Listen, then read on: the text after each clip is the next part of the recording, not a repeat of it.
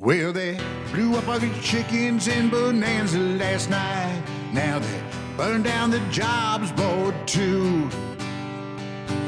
Down at the showdown, they're getting ready for a fight. Gonna see what them merchant boys can do.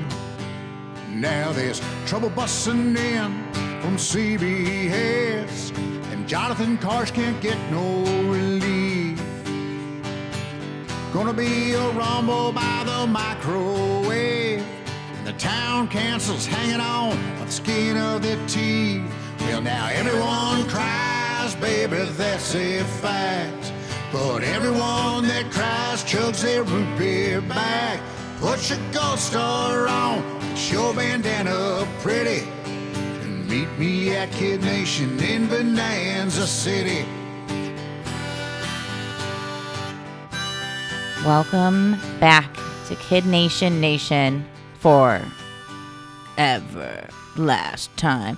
As we go on, we'll Kid Nation. all the chickens we slaughtered together.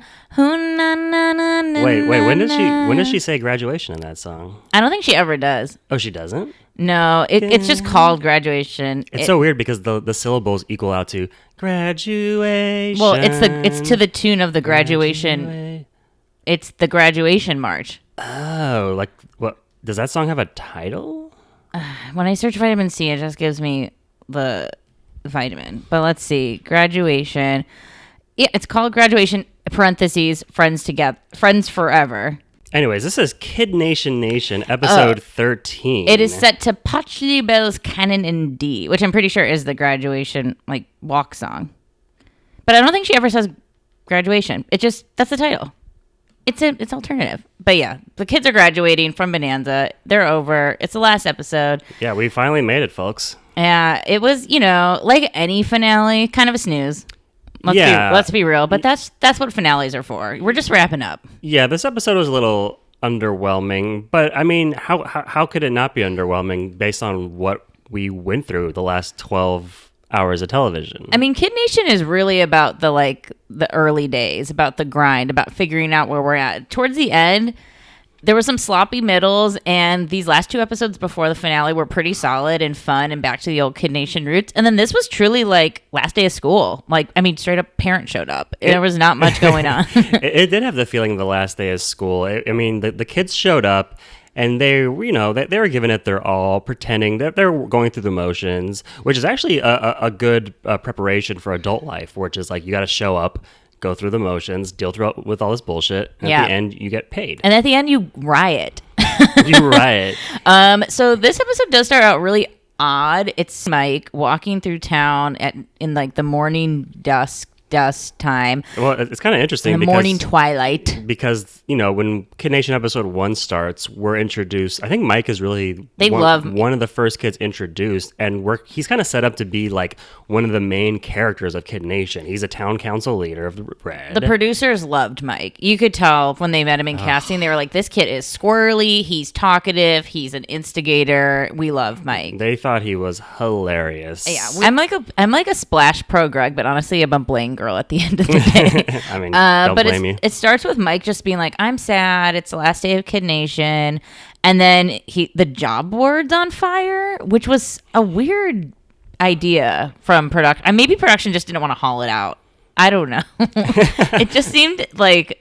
It seemed really weird to have a structure fire without telling anybody, especially children. I mean, I know it was in the middle of their dirt road, so there was no chance of it, spreading. Oh no! What if a flame was picked up and moved to another building or in Bonanza City where the weather is so calm? What? I know we haven't had any wind or dust storms this entire time. I know. It's like the first 4 episodes or so of Kid Nation, the children are constantly in danger of being killed by weather. I mean, by bulls as well, and Karsh's hand, but the weather is the real thing. I wonder if Karsh has any kids. I wonder if Karsh would put his kids in the Kid Nation. Karsh, how old do you think Karsh was when this came out? I bet he was a rough 28 or a solid 35. I would say 35. It depends. And so now it's 13 years later. It's 2007, 8, right? Age is weird. We all looked like people looked older then. Yes, we're yeah. looking younger now. Yes, you have this amazing. I don't know if I call it a theory, but whenever we watch old reality TV or just TV in general that's not scripted, it's just you're like, wow, people in 2006 look like shit. I mean, I'm the spokesperson for 2006 shitty looking people. We didn't moisturize. We didn't have good eyebrows.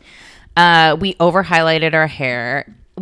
I think there was just like now the modern 2020-ish era, even like 2015 on, is very like natural, but also natural being like, I'm just going to get injections and microblading, all these things so I can wake up without makeup and look like I don't need makeup, but I do need makeup. I'm just doing it in a different way. So it was just a different time. It's the same as when you look at the 80s or 70s, you're like, how are these people 21? They look 38 years old. But also I think we're also perpetual children in a way now because we are doing adult things later in life than our parents' age or even like the generation before us. It's woke up like this culture. You've heard of woke culture? I'm woke up like this culture. But anyways, there's a structure fire going on and all the kids are just like, oh my gosh.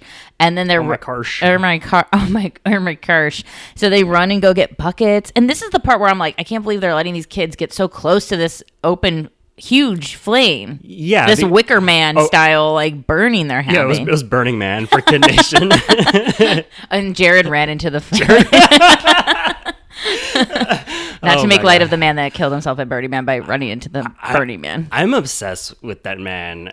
I mean, look, it's a strange. We've all had our experiences with psychedelic drugs. Some of us more than others. Hey, stop. But I've never gotten to the point where I've completely lost my mind and body. Soul meets body. Ben Gibbard, shout out. Did you see that? We haven't seen him in our. We've been early days of quarantine. Me and Pablo watched a lot of Ben Gibbard doing any emo cover you request. He would do, which I honestly appreciate the earnest transparency of like, oh, you guys want an Elliott Smith cover? You know what? In concert, I would never, but YouTube, online, I don't give a fuck. Also, I really loved the few episodes we watched, his like throat was kind of fucked up, so everyone was saying well, he had coronavirus. And he lives in Seattle. But I just appreciate a good like just a good clearing of the throat. Maybe it's because I've been around so many old Jewish men growing up. Like just a clearing of a phlegmy throat is it's like home. Yeah. It's your nation. Yeah. It's your kid nation. So yeah, but there's a big fire. Yes, you brought up the buckets. There's a great scene where Sophia, who normally is, one of the coolest kids in town, the sheriff, she throws a bucket of water back on herself. Oh yeah, that was really good. Perfect piece of comedic timing. It's a lot of like comedy bucket, water bucket moments. Buster Keaton, eat your heart out. Jared's walking with a tiny cup. He's like, do whatever you can, even a tin cup. And it was like, I just don't get why they're doing this. You know what I wish they had? One of those old timey buckets you would see in like Prospector days, where it has like holes drilled on the side of it. Do you know what I'm talking about? It like to sift for gold. I think so, and yes, I'm bringing up Deadwood again, but there was a scene I just watched where a guy was he grabbed a bucket, and it had 4 holes drilled in the side of it, and the water was pouring out, and I'm like, okay, there's got to be a reason for this. Yeah, I mean, it's to sift. It's probably just to sift grit and dirt from your water, or also to sift for gold if you're panning. I don't know. I don't fucking know. But you know what I would have done if I was producing on the show? So the board's on fire, right? Randomly. Because obviously, like, the producer set it on fire. I would have story edited it to be like there was a lightning storm. Ooh. And then that the lightning struck the board and it lit on fire. I know. If Kid Nation was made like 5 years later, they would have been shooting on digital. And like they could have just added that in for like $10. They would have added in fake rain too. Oh my God, that's awesome. But wait. So you brought up a few minutes ago about how so the producers obviously set it on fire themselves. It didn't just naturally happen, but I'm sure they took days of preparation to be like, all right, we're going to do it this way. Really? So it's going to be totally safe. The kids aren't going to get burned to death, but we're going to have them, put out the fire. And then what happens next is they're all like inches away from it. They are so close to this fire while throwing tiny buckets, and their tiny little hand hairs are getting singed. And I don't think they thought about it days in advance to have this control burn. I think they were just like, I really don't think they wanted to move the board. I think they were just like, let's just burn this. Who gives a shit? I mean, I have a little bit more respect for our assistant directors. Wow. So anyways, it's burnt. It's kind of singed now and it's whatever. So Karsh comes out, which we never really see him like in town, really. Like he's like omnipresent, and then he just shows up, for the showdown every episode. See, this is why you like an old man clearing the phlegm throat, because you're kind of a burpy boy. So that's like your precursor to being a phlegm god. I think I'm already a phlegm god just from like smoking weed, like not like all. True. Like, Junior phlegm associate. Constantly. I wish, now seeing Karsh in town, I kind of wish he was there more often to check in and be like, what are you guys doing? Or I guess that the point is that they have a Kid Nation, but he's already involved. Like, so who cares? Also, I don't know if we've ever brought this up, but in our like research before we started this, he like made like an independent film about kids. and this is how he sold this idea. It's his idea? Yeah. Okay. He's part of it. He's like an executive producer. Good thing we researched this until the midway through our last episode. I mean, I was going to get into the stats and facts post, and I'm sure we'll maybe like have some more roundups there if we feel so, if we feel so complied, or if we can talk to some people who are more on the production end, because we got some kids coming up in the mix. Oh, yeah. But so Karsh is there and he's like, so the board's burned, as you guys can tell. And the reason being is it's the last day and there's no job, or it's not even the last day. It's like the last day before last. So it's like, yo, we have no jobs. So just be the wild freaks that you want to be. And then I don't even know how this got brought up, but he's like, and I also have the journal, and that's no longer. And then the kids are like, burn it. And then I'm pretty sure I get the vibe that this was improv. He goes, you want me to burn the journal? And then he just tosses it in. And I was like, this is awesome. Yeah, fuck that journal. I usually love long, boring history books, but that journal sucked. The journal was, I don't know. It wasn't great. I do think that was improv. But yeah, so now. And there's no more job classes now. There's no more job classes. And now it is the next like 5 minutes or so of Kid Nation is just straight up. It's a riot. Free candy! I'm taking everything! I'm taking as much as I can. We've pretty much decided that there are no rules at all. Give them what they want! And they want candy! Free everything! Free is free! I'm taking stuff back to my mom! We've all decided to go mad! I'm stealing! It's a riot. They're looting, Bonanza City, May 5th, 2007. Where were you?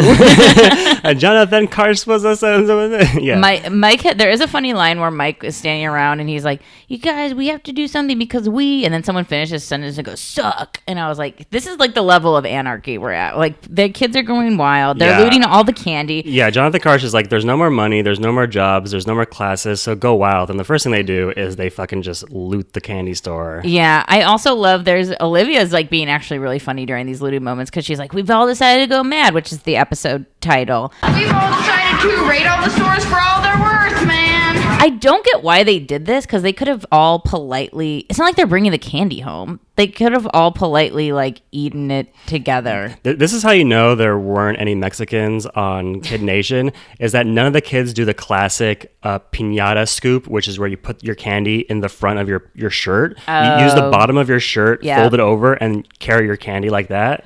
All Mexicans out there, you know what I'm talking about. There was a lot of like using little carts to carry off like soda pop and whatnot. Which is also very similar to like riots, because when you look at footage of the LA riots, it's people pushing like TV and shopping carts, and it's like, yes, that's smart. Yeah. So the only two real like I'm mad at this whole thing people, or at least during these segments, are Zach and DK. They're like, this is barbaric. This is dumb. Also, not only are they looting, they're making a mess. Like they're breaking jars, they're spilling it everywhere, and I'm just like, why are they doing? Like, if I was production, I'd be like, this needs to stop. We're gonna have to clean. Like, aren't we cleaning this up afterwards? But no, because as we see later, it's the kids. Yeah. Also, I love that Zach is one of the people who is like, oh, this is absolutely disgusting. Because I don't know if you did a little research, but Zach is a college conservative, right? And he's the conservative columnist of his college paper. So he's definitely at the tisk tisk.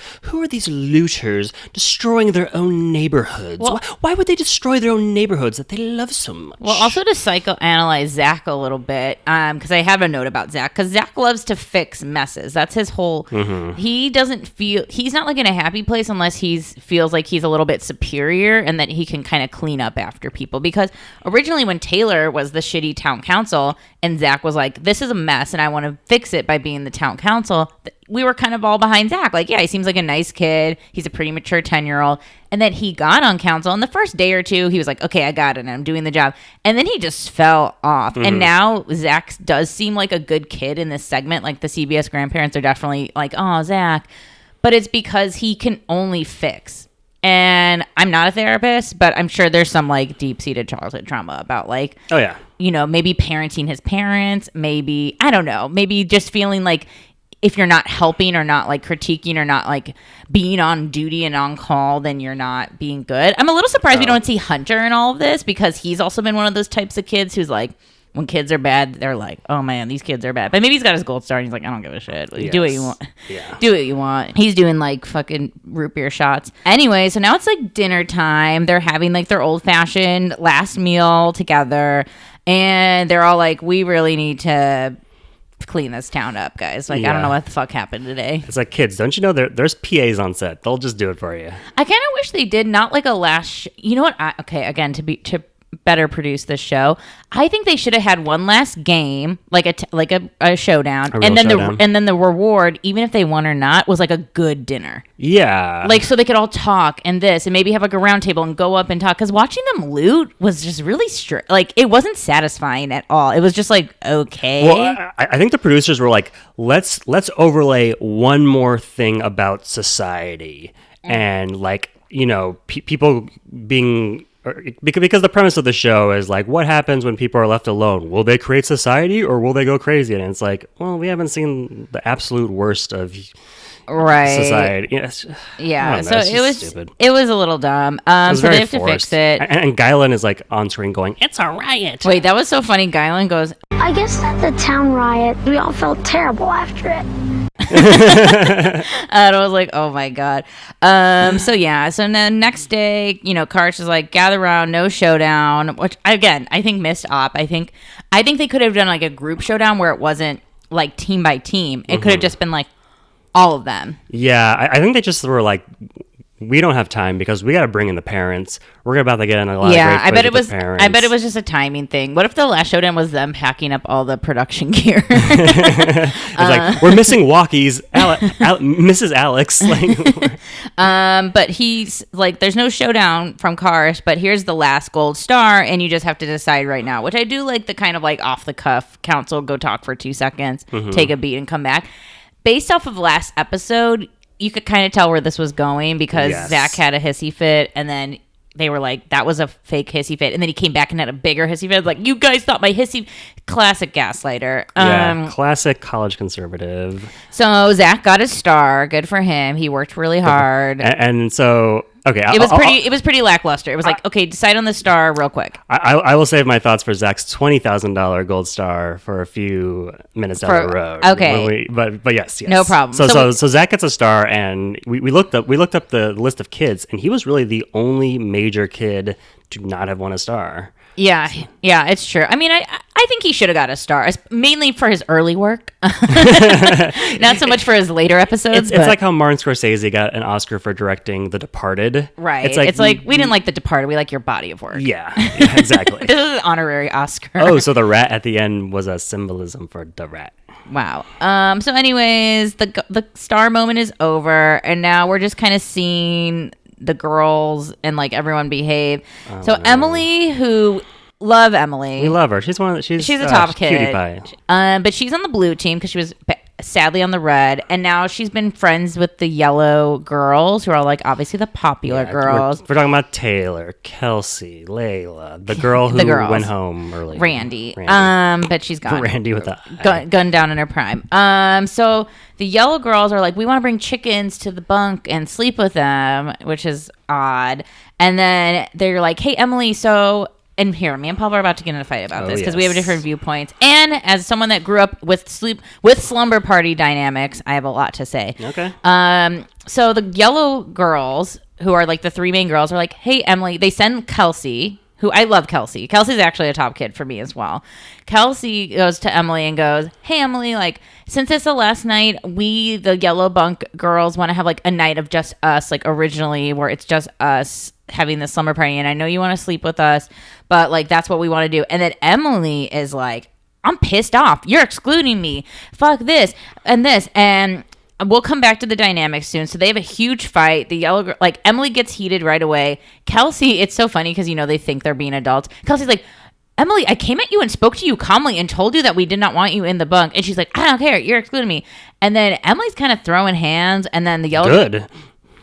I disagree.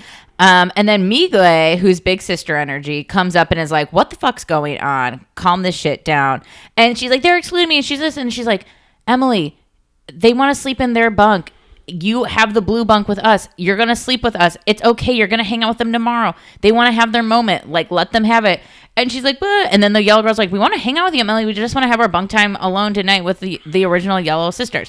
And she's like, bah. So that's the fight. But Migle, there's like some little like interviews on the side, and I can't remember who, maybe council members were like, it was cool to see Migle like step in and really handle the girls and like calm them down. And we've been hinting at a Migle star for some time now. Like, she's been kind of like murmurs of like, she's cool. Yeah. Kind of. right. I mean, to be honest, like I had to ask you, like, who is that? Yeah. Because I did not even remember this person. I like Migle. I mean, also Chicagoan, you know. I only remembered her because of her like name. Other than that, completely So let's fight. worthless child. Let's get this out of the Okay, way. sorry. Let's fight. Because Yeah. me and Pablo watching this scene had very different viewpoints of how this went down. Pablo, do you want to take the floor? Yeah. No, I mean, I get what you're saying. Yes, I heard their argument, which is we're the yellow girls. We want to have a yellow night, but that's not yellow night. We want to listen to Yellow Man. we want And Yellow Card. and Yellow Card and the song Yellow by Coldplay. Right. We want to drink piss. And you go to the blue bunk and listen to Blue Abadee Abada and Blues Clues, bitch. This was just pure bullying. Uh, They looked at Emily. These are the popular girls. They looked at Emily. She's the other. She's a little chubby. They're all popular, skinny little girls who, like, even though they're living in pig shit and chicken feet, they're still like brushing their hair, have perfect. They're just mean girls. They're mean girling her. And Kelsey, the gaslighting queen. I told you I was very calm about it, and now you're yelling at. No, this is our last night together, Emily. Get down, raise your voice at me. Stop doing this, okay? I've been trying to talk to you really, really quietly, really calmly. Fucking, I wanted Emily to throw fucking bows. I wanted her to just like knock these girls down, okay. body slam them, I feel for Emily. feed Taylor to the cows. I feel for Emily in many ways. However, these yellow girls have been tight since day one. The example I'm going to use, because as someone who's, it's like when you have your friends from junior high and then you move into high school and then you want to have a sleepover with just your OG crew or just your friends from Girl Scouts or your friends from soccer. Like you have like your kind of like club, right? And Yeah. yes, it is cliquey. I will agree. It is cliquey and not inclusive, but sometimes you do just want to like have like a smaller get together than like the whole gang. And also Emily can be a bit of a brat. Let's be real. Here's the thing: if these three girls were part of Green Team and they were nice and they worked to better the town, if they won challenges, if they were nice to their fellow kids in the Kid Nation, that's one thing. But they're not. They're the three of the worst people on this entire show, who didn't do shit, who were mean to everybody, who bullied people, and here they are on their last night like, hey, we only have one night left to bully this little girl. Let's do it. Okay, fair enough, because Yellow is the worst team and they are the worst group of people. And that's why Emily should leave them be. They told her, we don't want you. It's... Oh yeah, no, I agree. This is a life lesson you have to learn. If I was Migle or a mom, I would go, Emily, let's just leave. If they don't want you, then you take the cue. Let's go. Yeah, no, totally. I mean, I'm glad I'm sure looking back on this, she's like, oh yeah, that fuck those girls. But at the same time, if you're kind of a geeky kid and you are introduced to these cool kids and they're actually letting you in their inner circle. It's like, oh wow, I'm with them. I'm cool. They're my friends. And then she saw their true colors, yellow. I mean, here's the deal. In how I would have handled it as a mediator has been like, can she hang in the bunk with you until it's like bed sleepover time? Then she'll return to her home bunk. I get it. They never wanted her in the first place. They just had their stupid Randy with an eye left. I know. I think they were to become a cheer coach. I think they were genuinely friends with Emily. I get it. I don't think there's anything genuine about those 10-year-old. I've de-invited people from sleepovers in junior high school, and I've been the de-invitee. So I've seen both sides of this coin. It's never fun and friendly. But also, as you get older, the lesson is when you learn how to leave. Like, if you can see Yellow's having a moment, that's when Emily, when she's older and gets a little life skills like Migla, you go, you guys have your thing. I'm going to, like, I'll see you in the morning. Like, I'm going to go, like, do a face mask by myself, like, and have my own thing. But it's hard. That is the toughest age, like, where you just don't know how to express, like, no one knows how to express, like, hey, we want to have, like, our core girl moment without it seeming Mean Girls. And yes, I think it doesn't help that these Yellow girls were, like, total brats pretty much the whole show. So if they were, like, Green Girls, it'd be different. So I agree with you, but I also see why this fight happened and how these dynamics go down, especially like in catty girl world and in boy world, if boys were more emotionally available or conditioned to be more emotionally available. Why can't they be more like Jared? I mean, and Greg, Alex and Anjay. Greg was kicked out of the Yellow bunk. He wanted to sleep in there the first night. Blaine was transferred to Yellow. Oh, he did, really? Yeah, remember he brought his sleeping bag and they're like, dude, you have to go sleep in the blue bunk. Like, it's too crowded in here. So I get, like, sleeping in your own designated home bunk. But they weren't talking about sleeping. This was like 10 in the morning and they were like, you gotta go away. No, they were just planning because they were going to bring the chickens in there for the night. I know, but they were like not even letting her hang out at like 11. No, they said, we'll hang with you now and we'll hang with you in the morning. Go back and watch the tapes. That's what Kelsey said. We're really going to Kelsey. Okay, I like Kelsey. Kelsey is maybe my least favorite kid. She's a top kid for me. Her energy is toxic. She's provided some of the funniest commentary in the show, and she's great at piano. Okay, let's keep moving. I think you just hate women, so like we'll just keep moving. And that was a joke, everybody.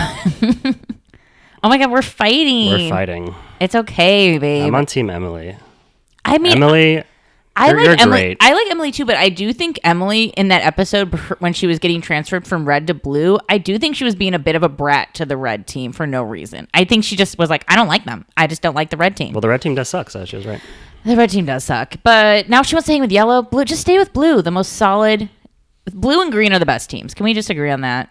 Yeah. Okay. Thank you. Anyways, now that we're breaking up, moving on. It's day 40. It's officially the last day, and Karsh is like, "Hey, sup everybody? It's the last day."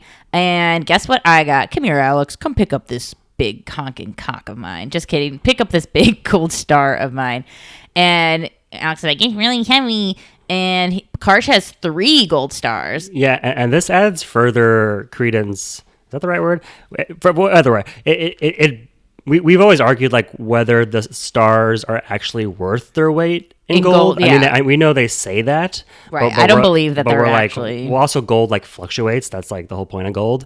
So, but Alex reacts like it's much, much heavier than the one he won just an episode earlier. I mean, size-wise, it looks bigger. Like, it does look thicker and a touch scaled up. Oh yeah. That's what I'm saying. It was much bigger. It's a honking gold. Alex was holding this big, thick So star. now there's 3 stars worth $50K each. I mean, that's no chump change. No. And what's funny about this is if Zach hadn't whined and been such a little whiny little brat in episode 12, I know. He could have probably got that. He probably would have gotten the $50,000 gold star, because these 3 stars that are about to be given out are more of a recognition of recap. Yeah, of each kid's contribution throughout the entire 40 days, of which Zach for sure was deserved for most of those days, like probably like 25, 30 of those days. But he fucked up. He only got $20,000. Go write a column about it, Zach. Yeah. And then, okay, so I guess I spoke too soon because I totally forgot they do this insane challenge that I don't even know if it had a prize really, but before the gold star ceremony, they're like, okay, we have an hour to do this wild card challenge, which Pablo, why did they do this? You know what it is? It was basically a way. I think they're just trying to get rid of the food and the dump and like all this shit. They're like, shit, we have so much pasta left over and tomato sauce. We can't donate it to the homeless or something, or to a food bank. Yeah, these kids have probably poured bleach in this. You know what it was though? It's the ultimate CBS grandpa reward, because the 3 challenges are: they have to make pasta, they have to build tables, and then they have to take out the trash. Right. So it's basically the perfect kid.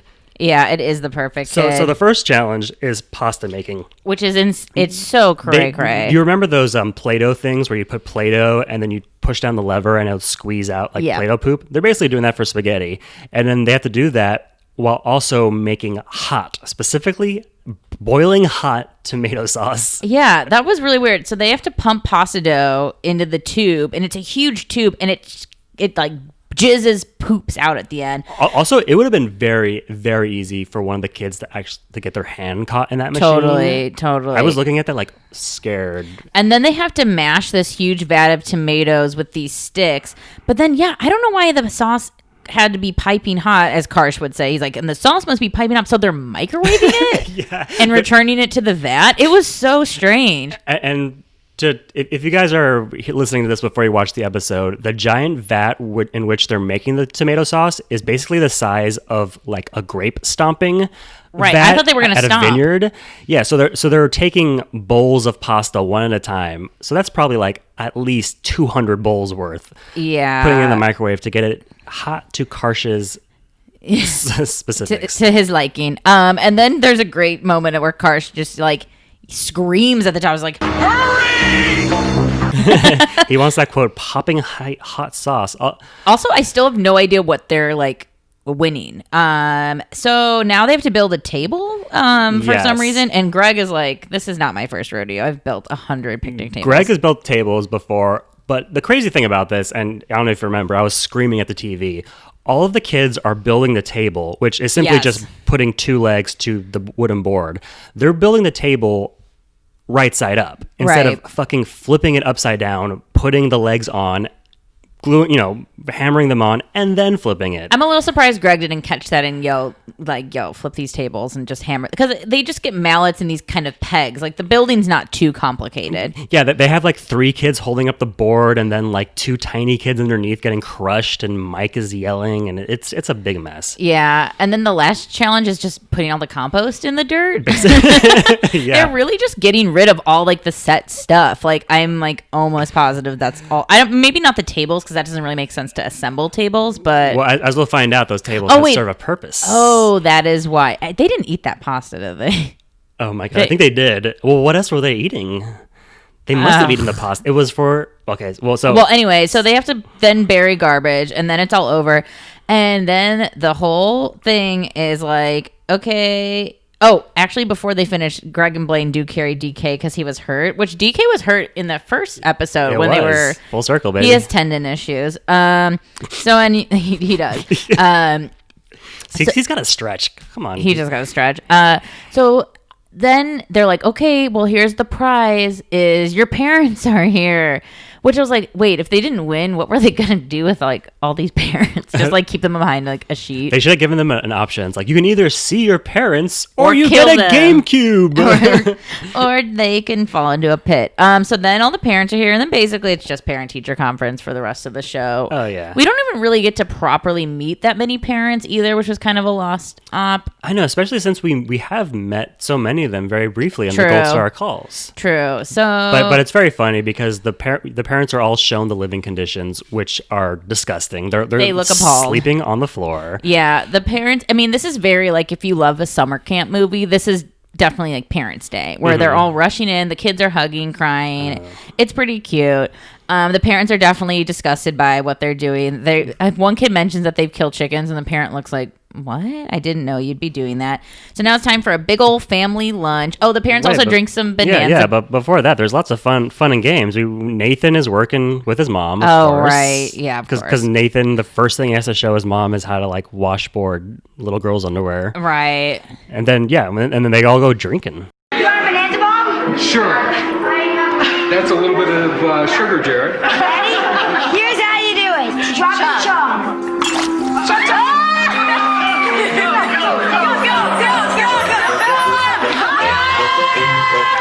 Yeah, then I'm pretty sure it's Jared's dad. We don't really get too many specifics. But, It's Jared's dad. But I can tell a big Jew when I see one. The fat Jew. He's got serious Jeff Garland energy.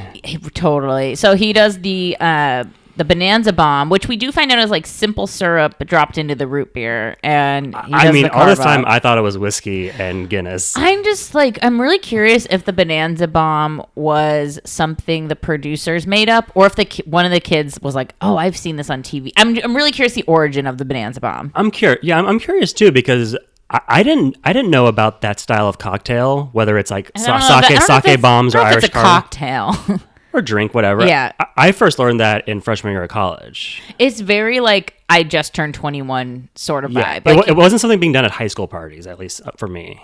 No, because The at two I high went school to. parties, you're trying to get whatever alcohol you can. You're not really like, ooh, I'm going to drop this into a Jaeger bomb or whatever. You want to know what my drink of choice was in like the 3 high school parties I went to all in the last month of senior year? What? It was literally filling up a red Solo cup like 3/4 of the way with just pure Bacardi. Like no mixing. Just like, Oh my God.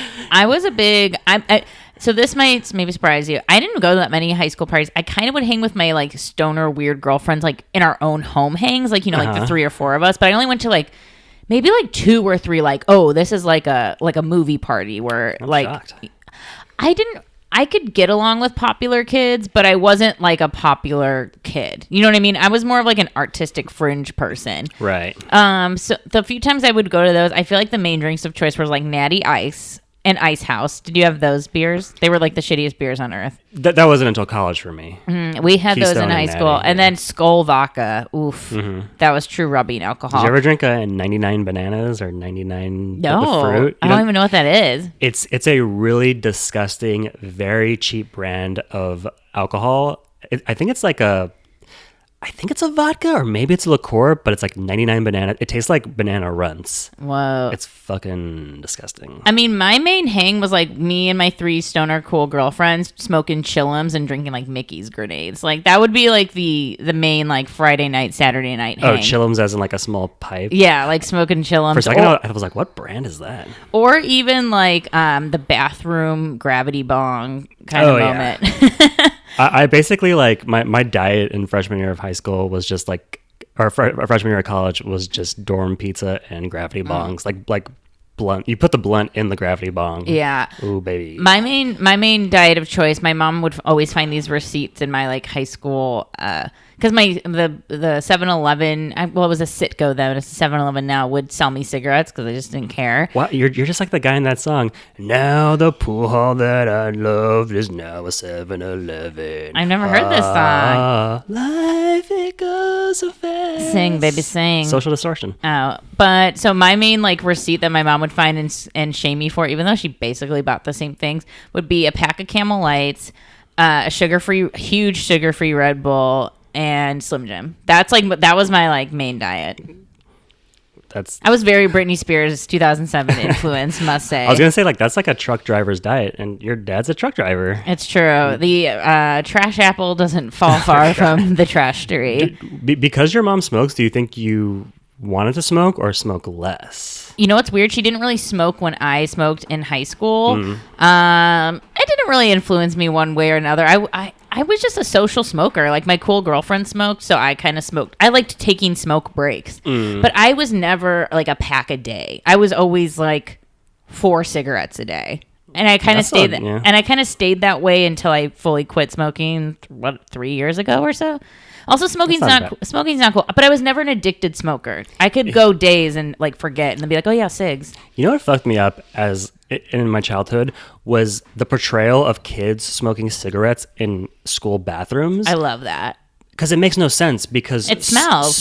Cigarette smoke is just insane. It gloms onto your clothing and stays there for days. Glom on, you crazy diamond. Well, I've told you about my first cig. This is my first cig. But tell Okay, the this is audience. my first cig. My first cig ever was my new stepdad. Just like kind of moved in. I don't think they were engaged yet, so it's like my mom's boyfriend whatever. Now my stepdad of like longer than my parents were married, and his mom, who was a huge Virginia Slim smoker, so she left those all around. She was his mom, and then his brother, so my step uncle, and his wife, so my step aunt, were all staying for like the weekend. They came to Detroit to, suburban Chicago, and they're staying, and it's homecoming weekend. So it's freshman year of high school. I'm gonna have a homecoming date. I'm like getting ready. I already went to hair cuttery in the morning and got my updo. Hair cuttery? Yeah. I went to hair cuttery. I got an updo. Google updo. Hair cuttery is just like the McDonald's. Like a Supercuts for women or something. And men.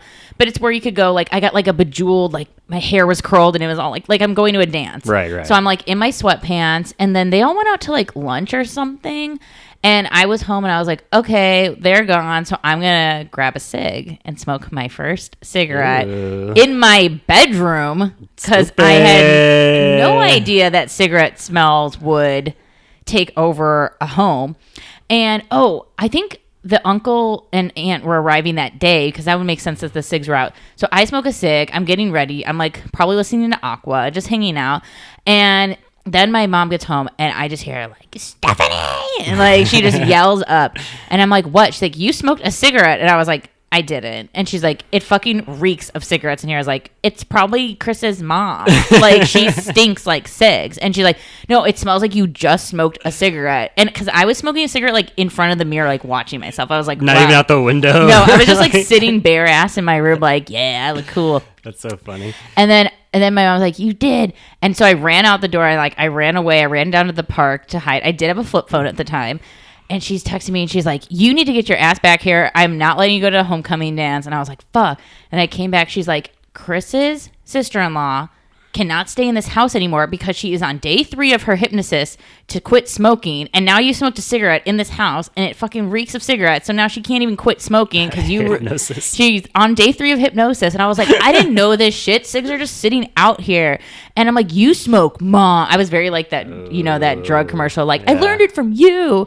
And she's like, and I'm like, my date's going to be here in 2 hours. And she's like, you're not going. I was like, I can't cancel. Then he can't go. My mom was like, you can go tonight and your life is over starting tomorrow, which was like a grand total of like 2 days. Yeah, and I was like, senior year, right? No, it was freshman homecoming. Oh. I was a fresh baby. So that was my sig story. First sig was a Virginia Slim, like alone in my bedroom. Oh my God. I have a Virginia Slim story too, very quickly. Tell me. So this must have been like 1994, I want to say. And Virginia Slims' advertising campaign at the time was Virginia Slims, it's a woman thing. And so my mom would see the print ads for that. And one time she just set it off, just a joke to me, like, Virginia Slims, it's a cancer thing. And I thought it was so funny. Wow. And then we were at the zodiac sign, or like the kill you disease? Wait, what? It's a cancer thing. Oh, it's a cancer Sorry, thing. I'm an astrology person, so I'm just gonna make that. I'm gonna take the joke. Listen to what's your sign. So we were at the Vons checkout line, and there was an advertisement for Virginia for cigarettes, and my mom was paying for our groceries, and I just started saying out loud, Vagina Slims, it's a cancer thing. Vagina Slims, What? It's a cancer thing. Just being a dumb 4-year-old, mixing the words Virginia and vagina. Wow. And here I am just yelling, Vagina Slims, it's a cancer thing. And she was like, I'll take a pack.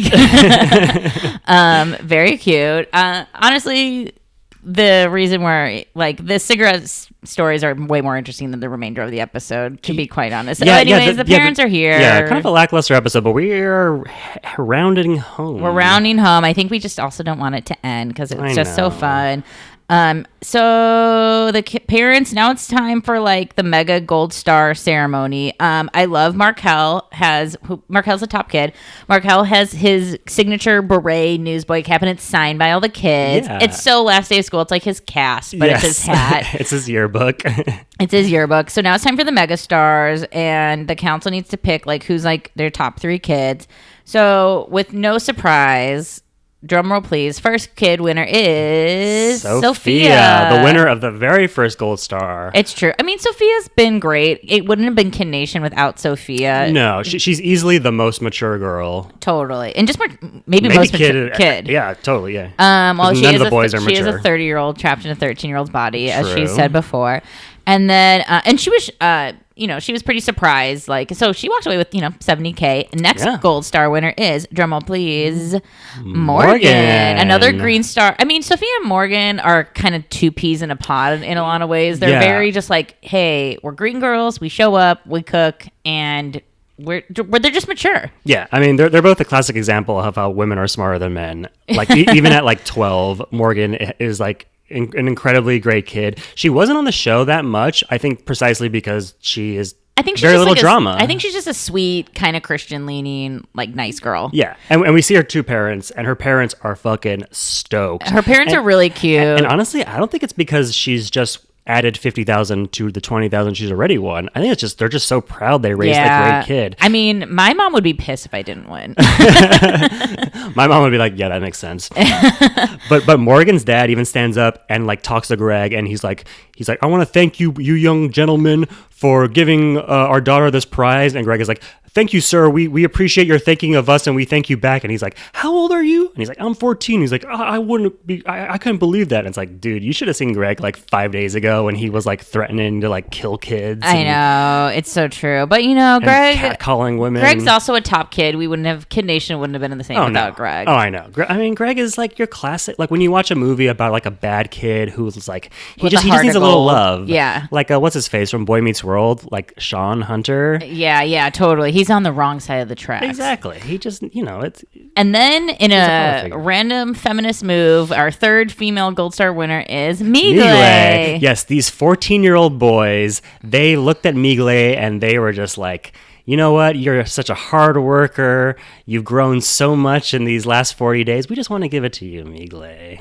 Pablo is sexist and thinks that they only gave it to her because she looked good in a spaghetti strap tank top. I think it is because after they had their Paris and Nicole speech with Migle, I think she did step up. And I think she was maybe just like a solid, friendly, not annoying person to be around. And that goes far in the Kid Nation. I think the 14-year-old boy council were horny for her. I think that's pretty much it. Because she doesn't really show up in the show at all. So it's like, why her? But we don't know. She might have been doing a lot of stuff off camera. And I think the last few episodes, there's been a lot of nominations for her. So I think they're just doing a consensus of who's been nominated a bunch, but maybe didn't win. I think she was second and third in a lot of, like, who do you want to win? I thought Migle was Olivia for half of the show. So I'm like... Well...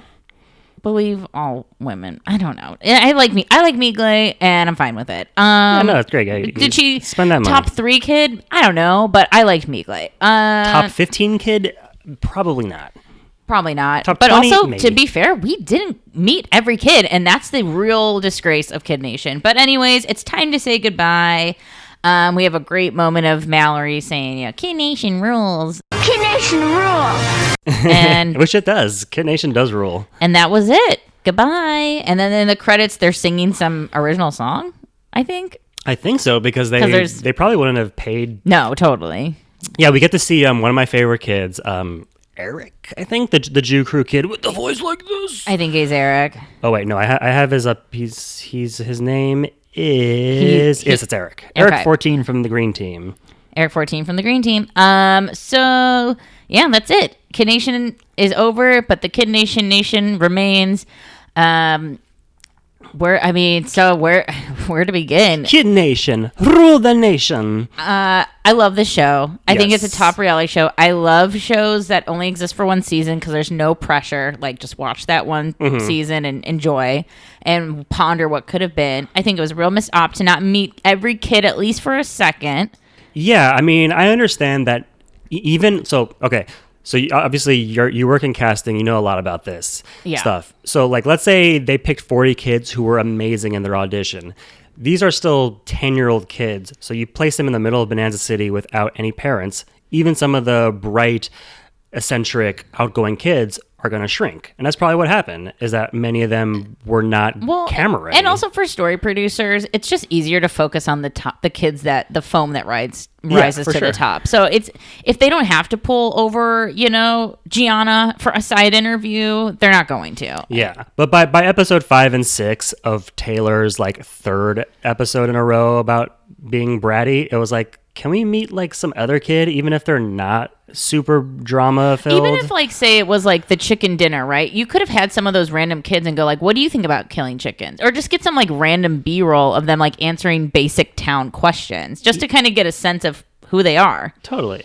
I mean, I'm looking at this like This list of kids. This very low quality image on the list of Kid Nation participants Wikipedia. I mean, there's a kid Campbell who we meet Campbell a few times. He's the one who does the sugar dance when they're doing the gum. They're doing the gum thing. I don't remember. There's Maggie, who I think is the lone Latina person. Yeah, she's the one who's kind of bratty. I don't really know Madison nor Maggie. Oh no, Natasha is who I'm thinking of. Yeah, Natasha's from the Paris Hilton. Nicole Richie Paris and combo Nicole. with Migle. There's a kid on the yellow team. I can't. This Sophie. resolution is so low. It looks like his name is like Bevel. He's next to Brett. Brett. Yeah, there's a Brett. I don't know who Brett is. There's also a Sophie who she does have that moment when I think it's during like the talent show or something. She yells like there's moments where these kids are like kind of on screen, and there was that one girl in the talent show who sang that haters are my enemies, Yeah. and I'm like, who was that? So there are a lot of kids that we didn't really see, and also even like Kennedy kind of came and went. Savannah, I love Savannah, but we didn't really see too much of her either. There were a couple one kid wonders. There was a few one kid wonders. I mean, it was Nathan, Kennedy. It's true. But overall, I mean, we did meet a lot of kids, but not all, and I would have been interested to meet a few more. I guess, should we... Well, I have a question. What? I was wondering, so my question is, do you think the producers who came up with this concept were successful? And by that, I don't just mean like, did they make an entertaining show? Because of course that was. Right. But do you think they were successful in their premise, which was basically, hey, what happens if we put 40 kids? Are they going to create an amazing society that kind of mirrors our real one that we've decided, where we come up with, or I think they could have done a little more. Yes. Were they successful? Yeah. They made the show, and I know you just said like it's not about making the show, but they made the show. The overall concept of kids coming together, making a society was there. I think it fell a little too much on the same activities like dishes and cleaning. Yeah. Like, what if, of course, I think there should have been more fun challenge prizes. I'm a little sad that the essentials were like something to pick between. I think it would have been really outstanding to have, say maybe week day 13, and the blue team has been the top upper class, and maybe now beds are for sale, but they're really expensive. Yeah. And then you could have had a little more class warfare because only the blue can afford beds and the other teams can't. So I think there could have been more opportunity in terms of class divide to like amplify that through the merchant zone. Yeah, because the first few episodes, the class warfare is definitely very present. But after a while, it's like, oh, wait, this doesn't mirror American society, because it's like, oh yeah, all you got to do is work really hard and win a challenge, and you go from laborers to upper class, just like that. Right. And then back down and back again. Whereas it's like, no, you're like, I know people love to compare America to like England, where it's like in England, you're born in the class and that's what you are. Whereas in America, it's a land of opportunity. Mm-hmm. You too can become a millionaire. And here it's just like, they try to push that a little bit too much. Yeah. Yeah, I think there could have been more stakes in terms of what class you ended up in. How do you think they did when in terms of like government? I mean, here's my thought. I think they tried to mirror like the bright ideals of like American democracy, but what they actually ended up doing was providing this like future vision of like our modern authoritarianism, especially in the later episodes, I think where the boys take over. I think it could have been interesting because in a lot of cases, say like money in politics, it would have been interesting to maybe allow the council to give themselves the gold stars and watch that kind of chaos ensue. Yeah. Because as we know, politicians do give themselves the rewards a lot of times, or they have money in, from lobbyists or in stocks or things. So I think that could have been an interesting divide to be like, wait, if you're on the council deciding, you shouldn't be allowed to give yourself a gold star. Oh yeah, it had this very utopian vision of politics. Right. And so I think that could have been duties. another fun opportunity to like kind of fuck with them getting along, or to make them fight or whatever. Also, I would have liked if they had added the sheriff earlier. Same. The sheriff early. More positions would have been fun earlier. Again, I don't think the essentials should have been prizes. I think it was just a boring chance for the prize, because we could have seen more block parties. We could have seen more things. I think they could have had more hard decision making, because when you have like toothbrushes or balloons, it's like, well, toothbrushes. Honestly, if they lost the challenge, It shouldn't just been like no reward. They should have got punished. They should have taken away their toothbrushes or their like arcade. They should have made them sleep outside in the middle of a tornado. Or deduct like money from the upper class. Something that Kill their parents. Okay, we're going a little far here. But yeah, overall, I think it was great. I'm sure come a second season, there's maybe some things they would have tightened up. Oh yeah, and that's the thing. Kid Nation did not get a second season. I don't know if ratings played a part, but it was very controversial at the time. Oh well, yeah. I mean, there were charges. I don't think like anything was actually filed. When I say charges, I mean like accusations of child abuse. Okay, well, the most the most famous incident was apparently DK drank a bottle of bleach. Yeah, that's pretty. He thought it was like sparkling water, or it was labeled in a weird way. So Nielsen rating wise, it did pretty well. I mean, I'm just basing this off of nothing, but I mean I mean the premiere episode had 9 million viewers. Yeah, that seems quite a lot. And this is back in 2007 when like anything like 9 million viewers was. I mean, nowadays 9 million viewers is like. That's a shit ton. The most amazing show of all time. Right. Like, I mean, I worked on a big network show when I first got into casting, and we would check the Nielsen ratings, and they were pissed if we were under 5 million viewers. And I was like, and it was a CBS show. I won't say what. I wish you can find out if you Google me. I want to live in the heyday of like the 90s where like if you got 27 million viewers for Friends, but Seinfeld got 29 million viewers, you're like, fuck. I know. We fucked up. We gotta do better. So it had 9 million viewers on premiere, and overall, I'd say the average amount of viewers it had was like 7.5 million viewers per episode, which is pretty high. I mean, the lowest episode, being The Root of All Evil, came in at came in at 6.88 million viewers.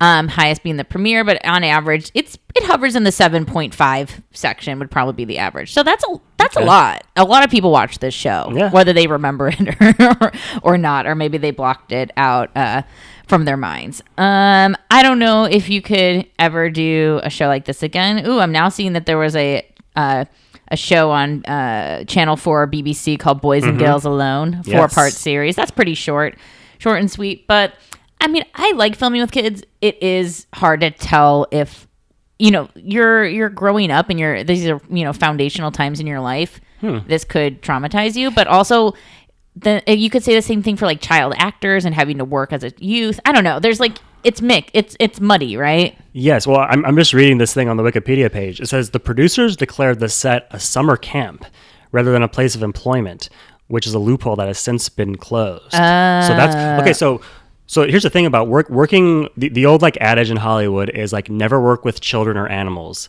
The reason why you don't work with animals is obvious. The reason why you don't work with children is because they have very, very strict labor laws on Hollywood sets. You can, as a child, you can only work, I think, like 6 or 7 hours or something. I think less than or that. Even, yeah. And you also have to have an on-set tutor. You have to do a certain amount of school and like all that kind of stuff. Which is like, you know, it's crazy to cut into a average production of like, you know, 12-hour days.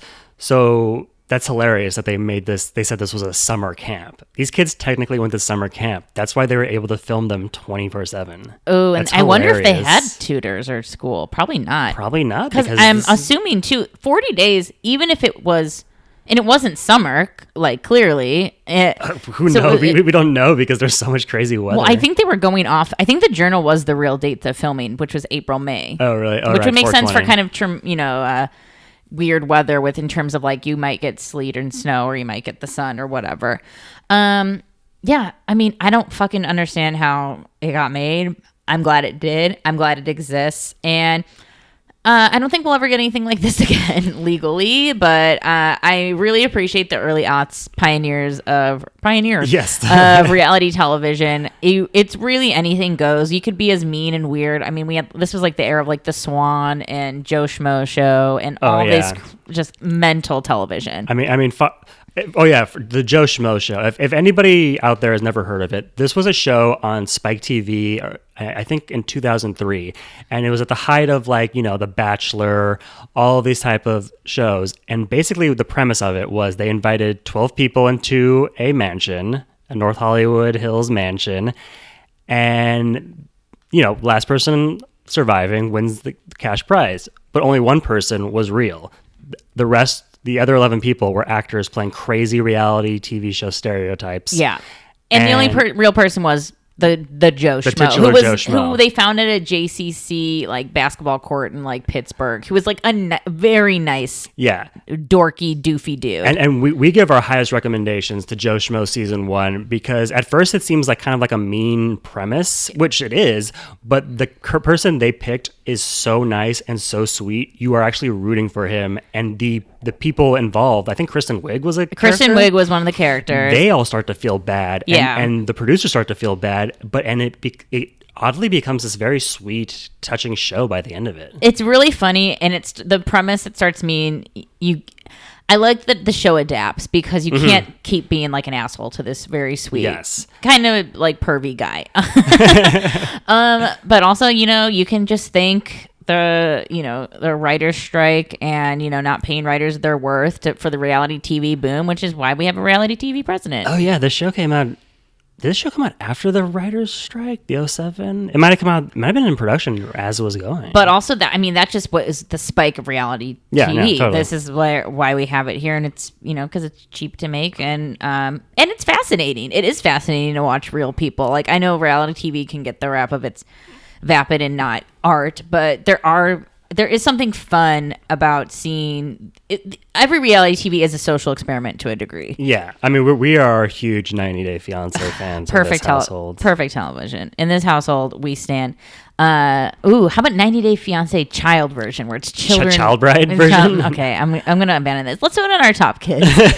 Our top kids. So we're just giving one $50,000 gold star each? I think we should pick top 3 kids, like the top 3 gold stars. If you had to give your gold stars, it doesn't have to be because they were the best worker or whatever. Right. Just your fave kids. I mean... And I think we'll agree on a few. Are we going on entertainment value or... No rules. No just rules? who you would want to whose shiny little face would you want to present these gold stars to? I mean, look, if we're talking about who actually meant something to the town, it would clearly go to like Sophia. You want me to start? Do you want me to start? No, I'll start. Okay. I mean, like Sophia would be the ultimate, like, clearly the best kid, I think, in my opinion. But as far as like entertainment value, it's Alex, it's Jared. 3. It's Greg. Honorable mention? Is Greg your honorable mention? No, those are my 3. I'm saying Sophia if we're going based on like... But you just named 4. I'm not naming Sophia. I'm going purely entertainment. Okay. That's what I'm asking. So, Alex, Jared, Greg? Yeah. Okay. So you're Armenianist. That's just all I wanted to check in. Yes, I'm a Armenianist. Yes. Okay. I'm a boy at this. He's a boy lover, everybody. I think my 3 gold stars... I think from a pure, like, I would want this kid to have it gold star, because I'm going to have levels here, would be Sophia. I also just liked Sophia. She reminds me of me as a kid, just like thinking they're really smart, and they probably reads Jack Kerouac and is like, just like a little, probably like drinks coffee, like already. I love Sophia's vibe. And I think she's a great green team representative. Next star, Alex. Wouldn't be Kid Nation without Alex. Mm-mm. We are in hard agreement here. I really, really, truly just love Alex. He's so funny and he's just so cute. Every time he's on screen, I just want to like squeeze him. Like, I understand when like mothers are like, I just want to squeeze her little cheeks. I know. And then third is Emily. She's ridiculous. Emily, okay. I know I was just talking shit, but Emily is a perfect reality TV. Her interviews, when they ask her things, are very sassy and snotty. And so I just want to give her the gold star for like being a great participant, and just like I love Emily's energy. I loved her chicken saving in the beginning, and then she's just high key drama. I love her. Also, I think we'll give an honorable gold star each together to Markel. Oh, Markel. Yeah, I really love Markel. Fun, good vibes, posy energy. Yeah, I mean, I might switch out Jared for Markel. Okay, can I give like 3 honorable mentions? Yeah, just go ahead. I mean, we can just have a kid round table. Blaine. I think Blaine was like a really fun surprise kid, and I love his raspy voice and just his cool boy energy. You're also going to disagree with me, but Kelsey had some of the best quotes of the show with her George W. Bush is stupid. Yeah, like, come on. No, I agree. She had some hilarious lines. The Yellow Girl team was annoying, and she's not in my honorable mention, and I think they overexploited Taylor, but Taylor was quintessential to Kid Nation as well. Yeah, I mean, the first Kid Nation does not exist without Taylor, as annoying as she got. Yeah. And then shout out to Cody, who left to go find his girlfriend, which I thought, like, Yeah. gun die in his prime. Cody, I hope you got that dick wet, bro. And Mallory. I really love Mallory. I also love Mallory and Olivia's sisters. Like, they're just they're also high key. Olivia's high key drama as well. Olivia's great. You know what? I want to give a special shout out to a kid. We didn't get to see much of him because his little dumbass left on day 4, episode 1. Jimmy. Jimmy. I love Jimmy. He's like, I'm too young to be. He's just sniffling, and he's like a little Muppet baby. He's like, I'm too young to be here. That's exactly what Jimmy said. Okay, I was gonna say a fucked up joke. Okay, we can skip it. Rest in peace to Greg's cousin in Iraq, basically. Oh my god. Okay, well is that the joke? Is that what you had to? It was gonna be somewhat similar. That's what you had to get out. I'm too young to be here. And of course Jared. I mean, full of laughs, full of love. I mean, Jared is an insane person. And Laurel. I In all thought the best ways. Laurel's a solid kid. Laurel's great. I enjoyed her on the council. She's just like who you think of when you think of like a kid on Kid Nation. Like just very. Yeah. And I love the accent. Also, you mentioned Greg. It wouldn't be a show without Greg as well. So shout out to Greg. Honestly, a lot of great kids out here. So many great kids. I mean, shout out to CBS. Shout out to whoever cast. Did we find out what production company, casting company? Well, they'll do it later. Okay. Well, we'll get into the minutia of that. I know. These are the kind of topics we talk about when the mics are off. When we're laying in bed in our filth, and we're like, who did do the casting? Ooh, she was the casting associate, and now she's a casting producer. Damn. But that's it. Is there anything else we want to talk about before we, ride off into the sunset? I think we covered think it. we covered it I mean, all. I mean, we're the first to cover it. Let's just put that out there. I know Yeah. there's been some retrospects in this, but this is the first solid recap that is out there online. Yes, and we're proud of that. Very much so. There's been some retrospects. There's been some podcasts that quit after 2 episodes. Yeah. Losers. And I just want to give a gold star to Pablo Goldstein for podcasting with me and also being hot and being my lover. And he's really clean.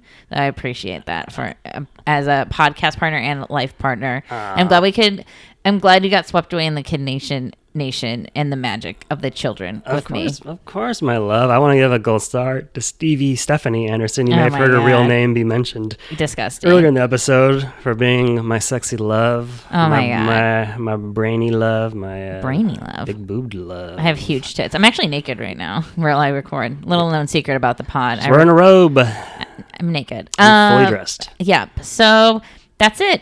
And thanks for watching along with us. Who knows? Maybe in 10 years we'll recap it again. I don't know. This just needed to exist, in my opinion, because I think there's so many fucking recap shows about so many worse television Oh, I shows, know. and it's insane that no one has taken the time to really put their head, heart, and soul into the Kid Nation Bonanza City. You know what they should do? They should do a Big Brother that's just the Kid Nation kids. That'd be hot. But they're all like in their... Well, I guess they're only like in their mid 20s. Adult. I was gonna say 40s, but it's like no, these were kids, you idiot. Yeah, Adult Nation. But that was Kid Nation Nation. Wait, I think Oh, I think I know the perfect way to. We don't know how to end. I know. It's I know the just perfect way sad. to end us out. What? 1, 2. We are the Kid Nation Nation. We are The Kid Nation Nation. Yeah, our anthem forever and ever. All right. Well, howdy. Howdy. Kid Nation. Kid Nation. Kid Nation. Kid Nation. Kid Nation. Kid Nation. Kid Nation rule.